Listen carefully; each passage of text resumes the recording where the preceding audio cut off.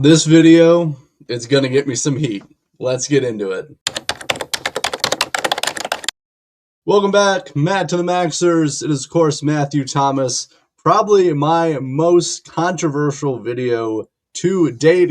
And we'll be talking about college football. Before we do that, make sure to like this video, hit subscribe, make sure to turn on that notification bell. That way you don't miss more content. And if you like me to talk about college football or sports in general, please let me know in the comments section. And if you want to roast me in the comments for my take on this topic, also drop it in the comments section. I really want to know. I really want to engage with people. So at this point, I wanted to take a little bit before talking about Miami and who they were selected over, which was Notre Dame. Before I talk about it, I wanted to see how IU and Miami squared up and if it was worth the selection. And I think at this point, it's very hard to argue that Miami was worse than Notre Dame and shouldn't have been selected. That would be ridiculous at this point. So with that, I want to give my take on it because obviously I saw a lot of outrage on the internet about it, especially by Notre Dame fans, obviously. And I'm very passionate about sports. I'm a huge baseball fan. As you can tell, I'm repping the Rays today. But also, I definitely understand that kind of tribalism that goes along with it.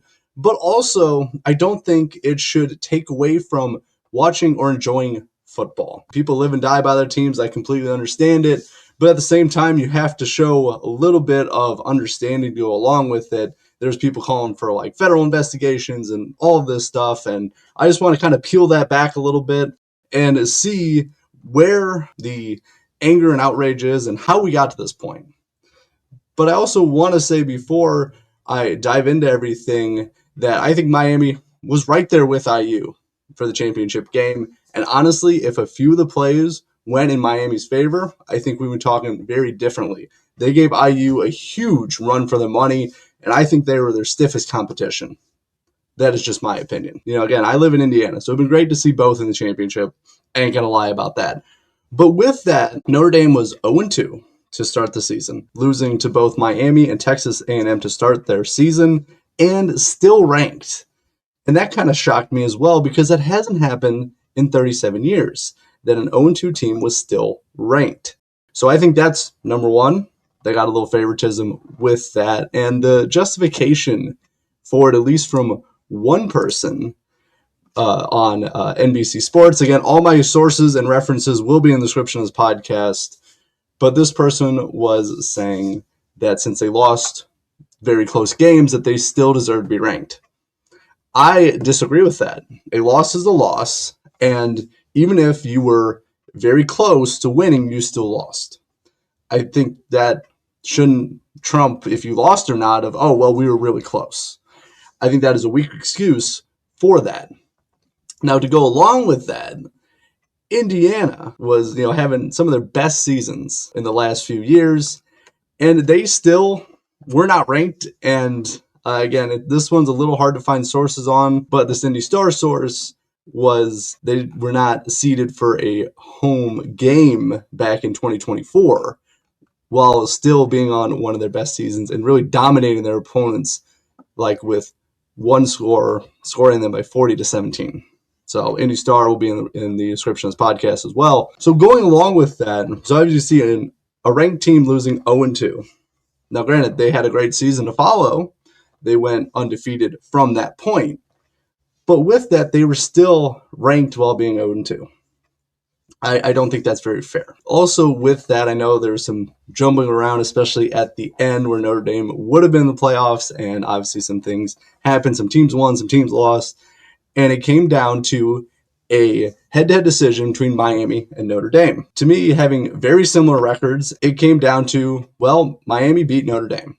And to me, I think that's a very fair justification for selecting Miami over Notre Dame. Going along with that, this is kind of the real reason I wanted to do this video, is that Notre Dame will have a guarantee starting next season that if they're ranked 12, they're automatically in the playoffs. So Miami would not have had the option to be even selected or considered. They would automatically would have lost to Notre Dame in the tiebreaker. And with that, again, I want to know the wording for sure. I think having certain wording in that contract could be very misleading, but also I'd really be curious what it actually says. I assume, because again, I don't have a full source on this. The only thing I have is from the Sporting News is what I have, and that reference will of course be in the description as well. I have all my sources and references, and again, if any of this is misleading or wrong, please let me know, because I really want to have a conversation about this. To me, I don't want to be handed things in a sense of, oh, you're guaranteed for this. Oh, well, even if you didn't do your best, you're still guaranteed for this. I don't like that myself. You earn it or you don't. You work hard and you earn it, or if you don't, and for whatever reason you have a bad season, you're not in the playoffs. Now, I assume with the wording of this means that the final ranking, that if they're 12 or above, they're automatically in. But hey, this would be so wacky. And again, I'm not saying this is what the contract says, but let's say it's just guaranteed that they're ranked 12 at any point of the season. And let's say they rank 12 starting off and they're just terrible. They go, let's just say winless. Would they still be in the playoffs? Is that how the contract is written? I really want to know the full disclosure of this contract, because if you're going to have contracts like that where you're basically kicking out other teams to make sure this team is in because of their contract, I think it's completely ridiculous. I think it's gerrymandering. I don't think it should be allowed in college sports. To me, then you're just playing favorites. You're just going, oh, well, these teams are going to be in for sure. There's no like that underdog. Like IU, again, had an incredible season, and they really had to be fight to be ranked over the last couple of years. And now obviously they are, because they are champions. They've shown that they are a very high caliber team who has beaten everybody pretty handily for most games as well. So I think this is very interesting. Again, it seems like we're going into the era, there's a lot of guaranteed contracts with all of these things, and even stuff like this, which if I was any other team, I'd be very upset about this. Why am I not getting a guarantee as well? It seems to be some favoritism going on with that. And again, to me, either you earn it or you don't. And just the timing of it, the contract kicks in after this season, after what happened with a slightly controversial pick with picking Miami. But again, I think Miami was the correct choice, and it led to a really great game between IU and Miami, and Miami went almost all the way to the championship, only losing to IU.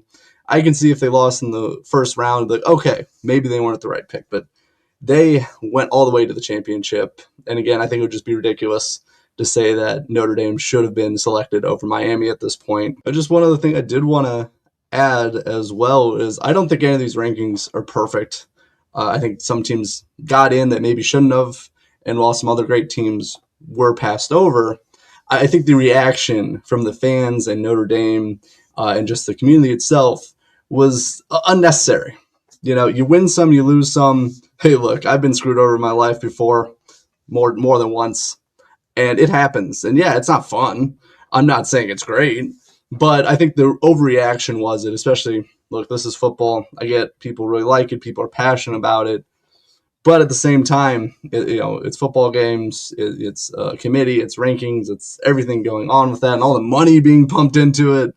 I do think there's more serious things to be very outraged over than your team not making it. So just the point I wanted to add in this as well. But again, with everything, I think this is a very interesting topic, and especially going with that guaranteed contract, I think it's really going to reshape college football, and I don't think for the better. But again, let me know about this new contract that Notre Dame has, and do you still think Notre Dame should have been selected over Miami? I'm very curious what people think about this topic. Again, this is something I wanted to cover. I just wanted to wait until after the championship game to see how well Miami did.